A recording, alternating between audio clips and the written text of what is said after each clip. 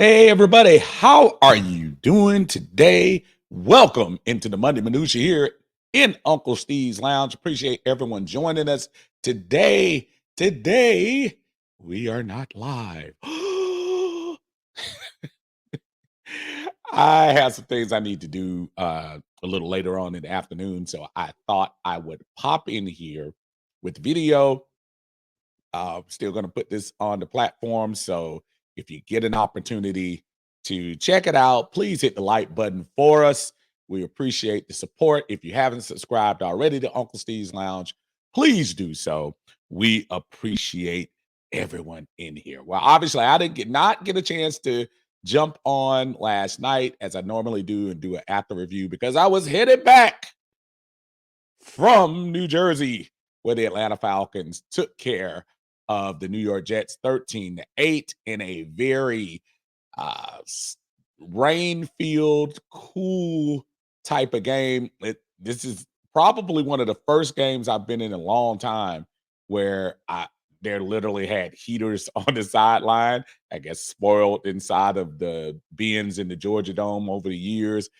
Going to the Saints game where they have the dome, and just for the first time in a minute, being able to be in that open air arena when it's a little chilly outside. Don't get me wrong, it wasn't drastically chilly, but it was cold and the rain was real. When I say it rained from, I think we got to the stadium probably about 11:15. It was raining a little harder then, and it just kept raining, kept raining, kept raining. And when it rains and then it's cold, you know that rain is not going to dry, so you're in soaked clothes and everything. So I am so happy that we at least won the game because that would have been a little bit of a disappointment coming home. Uh, and having to endure those elements. So I feel sorry a little bit for a lot of those Jets fans who had to endure that with their team. So let's get into it. We're going to talk a little bit about the Falcons and what I saw as a fan. And we're also going to get a little bit into the college football playoff. Did you think it was fair that UGA didn't get in? And more importantly, and keeping it real, boy, Florida State. That's weird. But we'll get back to that in a minute. Let's start at the top with the 6-6 Atlanta Falcons, first place in the NFC South, probably technically game and a half up on New Orleans with that head-to-head intact. So it was a 13-8 game. If you were looking for style points yesterday, you did not get it. But I have been around long enough to know, you know what? It is December. You don't apologize for wins. It is what it is. I'm listening. Look, as one who is very uh, apt to criticize the Atlanta Falcons when they deserve it as a fan. When you see things that are awry, uh, yeah, were things perfect yesterday? Absolutely not. But they weren't perfect on either side, and the elements played a part.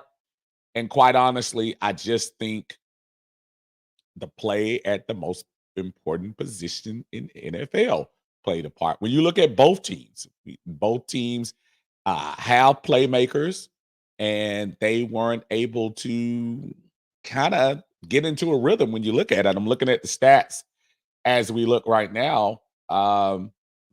Neither person lit the world on fire, though. Yeah, given Desmond Ritter credit, he did have the one touchdown pass. He was 12 for 27, 121 yards. He did get sacked 3 times. That's a tough Jets defense. Don't let anything fool you about that. I know a lot of people are disappointed that we did leave a few plays out there, but it's not like the Jets defense uh, are scrubs. That they are for real, and they are an offensive playmaker at the quarterback position away from being a really good team if they can keep those guys together. Uh, Rushing game was not significant yesterday. Bijan had 53 yards, Tyler Algier with 26, Cordell with 11. Uh, so a very subpar game for the running game. 34 rushes, 90 yards, 2.6 average. That's not good, but you ran 34 yards, so you trying your best to beat down that uh, defense a little bit. That helped a little in the fourth quarter, but really couldn't get through. The Jets, on the other hand, Tim Boyle came in 14 and 25, 148 yards. Of course, interception to my leader in the house for defensive MVP so far of the league. I'm not even talking about of Atlanta. I start thinking I know it's a lot of sacks out there, a lot of sack makers and Parsons and folks like that. But what Jesse Bates has done, not only from the interception game, from the tackling game, from the forced fumbles game, and just solidifying this defense. We talked a lot about it over the last 2 years, how having that type of safety in here. It's kind of like when Rico Allen was here for those couple of years, at the beginning of the Dan Quinn regime, where he came in and he was kind of that leader in the secondary. And Jesse Bates, obviously talent wise, a little step above what we were talking about with Rico. But when you have that center fielder in the middle of field, it makes a lot of sense. And um, Jesse has just been golden to include that interception he had yesterday. Back to the Jets. Trevor Simeon came in the end. He couldn't do much. He was sacked a few times. So nasty game, yes. Ugly game, yes. But you know what? We're in December and we're getting to the point where games are starting to really matter. And it's been a long time since the Falcons have been 500 this late in the season. And more importantly, been in first place this late in the season. So I think we have to, as fans, I think there's a part where there is absolutely room for improvement. There is room for fans to be less than satisfied with what you see on the field. But we're also at a point of the season where you just take the win any way you can take it. And right now, in an NFC South that doesn't look like anyone wants to take charge, hey, why not us? Just packed in 2 games in a row. You got Tampa Bay coming into your place. Uh, they have false hope after beating Carolina, who is just dreadful right now. So right now for the Falcons, you stack up a couple of wins against Tampa and Carolina and continue the undefeated streak in the NFC South. That New Orleans game may not mean anything by the time we get to it, but let's take it one game at a time and think about Tampa next. But as far as the Falcons are concerned, overall, uh, did what they had to do on the road. I say hostile crowd, but the crowd wasn't. Uh, I don't know what you could hear on TV. The crowd was loud when they needed to get loud, but it wasn't like this overwhelming uh, type. Many Falcon fans in the seats. That was awesome to see. Being amongst Falcon fans, just turning around and see little pockets and folks going past you, talk about rides up and everything, and it is just a good feeling to know you got those people with you. You flying in and flying out. Uh, just the fandom that some of us have for this team, despite maybe things aren't perfect as far as who we want, how is the play doing, and things like that. It was just a very exciting feeling to be there rooting for your team, and then that extra cherry on top to go into the New York area. Yes, I know it was New Jersey, but go into the New York area and come away with a dub against that hostile crowd. It was a good feeling. I had a couple of videos up there, and people are already telling me, "Oh, don't get hurt up there. Those folks are real," which some of them were, but they're little puppies to me, so they're fine. They'll be all right. Alcohol can't make you that tough. So anyway, so it's just a great time when you start talking about the Atlanta Falcons. What's next on tap? I just told you we played Tampa Bay and then Carolina. You take care of business in these 2 division games. I'm telling you, life can start looking a little better towards the end of the season. I think the Falcons are hopefully trending up. This defense looking good. Some great plays yesterday. Bud Dupree finally getting on the stat sheet. I said, can't say it's finally. He's been on the stat sheet for a couple of sacks in this game. Uh, just a good showing. Richie Grant came out of nowhere, and hey, for those who were calling for his head, uh, he's starting to come around a little bit, probably hearing the young man Helms on his back. So I can understand that. And the continued play of Arnold Ebiketie, another sack to add on to his list. And I think that makes 5.5, if I'm not mistaken. I think pretty sure he leads the team in sacks. So performance that you needed yesterday and the elements that you had yesterday. So I am happy from that standpoint. Hopefully, we take a little bit of this, keep it moving. If you have any comments about what you thought about the game, and were there things you specifically saw that you know are a little concerned about. I get it. Uh, the Desmond Ritter thing is always going to be there. I get it. I'm one of the main ones who talks about it quite a bit. So that's fine. But if there are other things that you want to discuss, please feel free to put it in the questions part down here, and I will get back to you as soon as possible. While I was in New York, they did come out with the four teams making it to the college football playoff. Not a shock with the first two teams, Michigan and Washington, both teams winning their respective conferences, both teams going undefeated. I think it was kind of a no brainer that those two teams would be there. The battle was going to be for three and four, and I being the Georgia fan that I am, Georgia homer that I am, keeping it real. I root for Georgia, Georgia Tech, Georgia State, Kennesaw State, Georgia Southern, whoever's here. But obviously, a little bit more leaning towards the Bulldogs. Uh,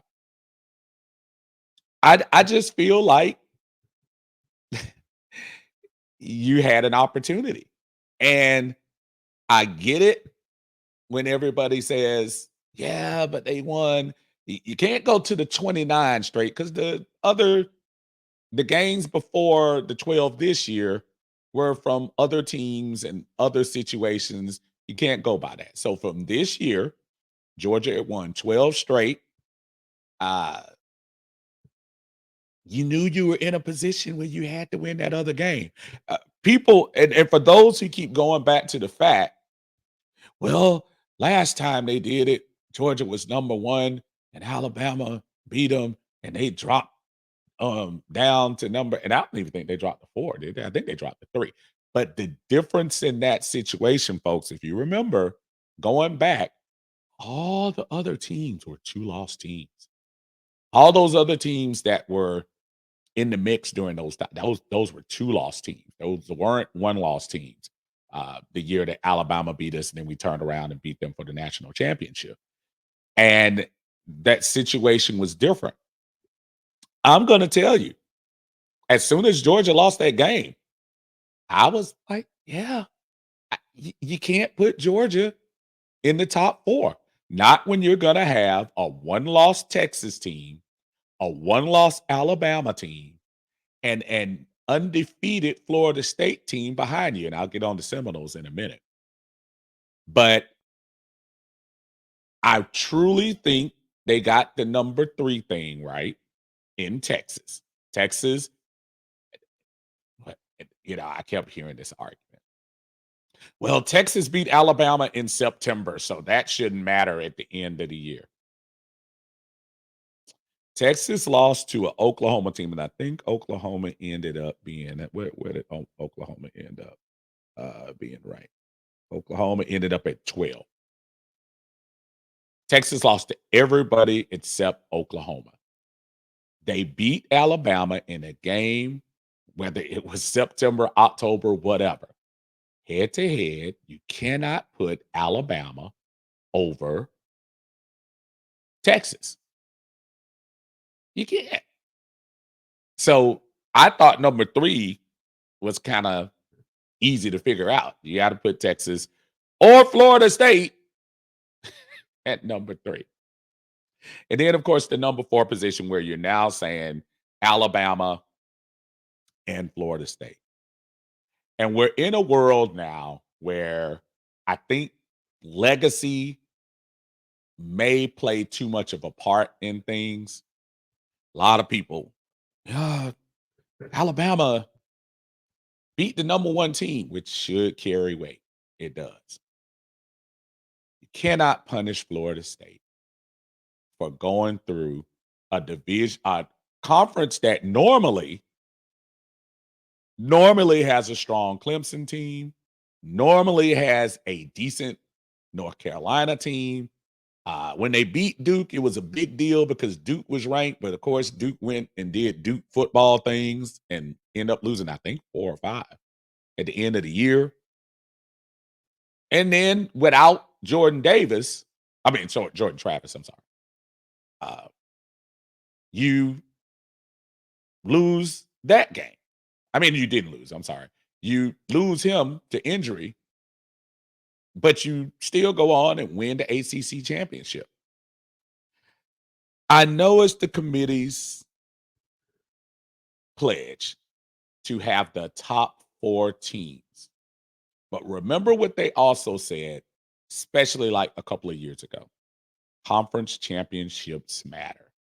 So if conference championships matter and you have a one-loss Georgia team, albeit best team all through the regular season, and you have a one-loss Texas and a one-loss Alabama and a undefeated Florida State team, you cannot put Georgia in there. As far as Florida State concerned, I think they should have Alabama slot.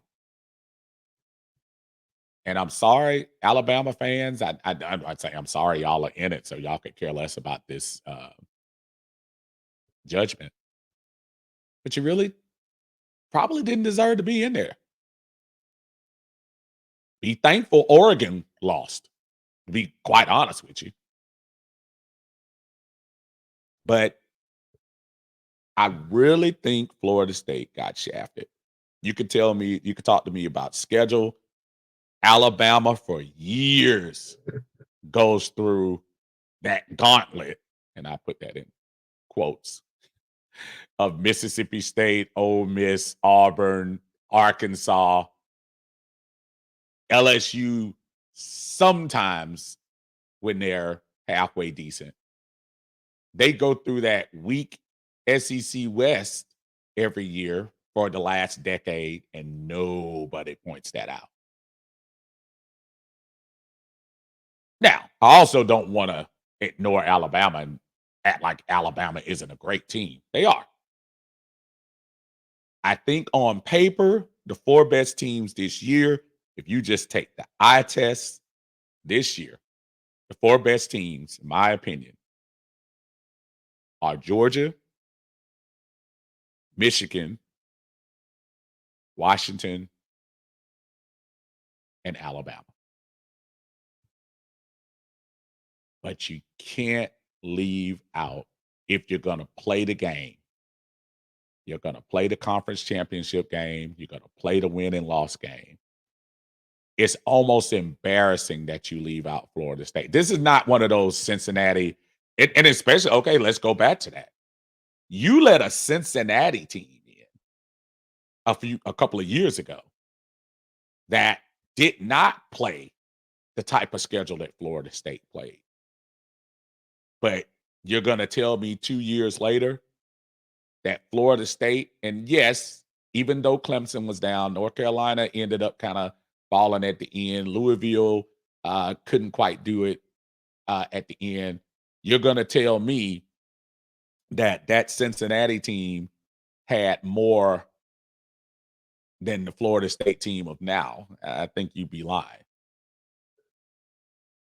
So I really feel there was a little injustice done. I am looking forward to seeing what happens. This is going to be exciting um, playoff format. Michigan and Alabama at the beginning, and then Washington is Texas. Those it is intriguing. And UGA will be fine. It's 2 years in a row that was hey, look, folks don't go back to back that often. So, Kirby will be fine. Kirby will be back. Georgia will be fine. They're gonna do just fine. But as far as the 4 are concerned, I do think it was wrong for Florida State not to be in, and I think Alabama should have been the one that suffered because of the loss to Texas. Texas deserved to be in there, and matter of fact, I think it should have been ranked, in my opinion. I think it should have been Washington 1, Michigan 2, Florida State 3, and Texas 4. Pac-10 was no joke this year, Pac-12, whatever they used to call it, I guess. Like, a lot of high explosive teams. Michigan, they beat Ohio State, which for some reason carries more weight than anything in the world, and that was cool, but I do feel like they got shafted in the end. So, tell me what you think. Agree or disagree, fine with me. That's what it's about. It's about the debate, and let me know how you feel. But for now, I'm gonna let you guys go. Again, got some things I'm gonna take care of. Gonna try to get back on the brunch schedule this week. Obviously, um, last week I wasn't able to do it. Had some personal things have been creeping up that I have no control over and haven't been able to meet you on a regular basis on the Friday brunch. I will give a heads up if we do it. If we do have the brunch, we will definitely, no doubt, have a Sunday post game after the Tampa Bay game. Now that we're back home, now that we're going to be safe from the elements inside the dome, we'll definitely do that. And next week's Monday Minutia, hopefully, will be live and we'll be able to take care of that. Until then, I really appreciate everyone joining me here on this abbreviated version of the Monday Minutia. Everyone, make sure you check out Tidy today. He usually does the Atlanta Bird Gang player grades. Check him out on Atlanta Bird Gang on YouTube and on Facebook. Until then, everyone have a wonderful Monday. Have a wonderful week. Let's root on these first place Falcons. Hey, it's one of the 8. So do what you got to do with it. We can say what you want about the 6-6. New Orleans, Tampa, Carolina can't say it. I'm gonna stick my chest out and say our first place Atlanta Falcons are here, and hopefully after a couple of wins are here to stay. Let's talk about it in the comments. Don't forget to like and subscribe to the Uncle Steve's Lounge on YouTube. Appreciate everyone. Y'all have a blessed week. Take care.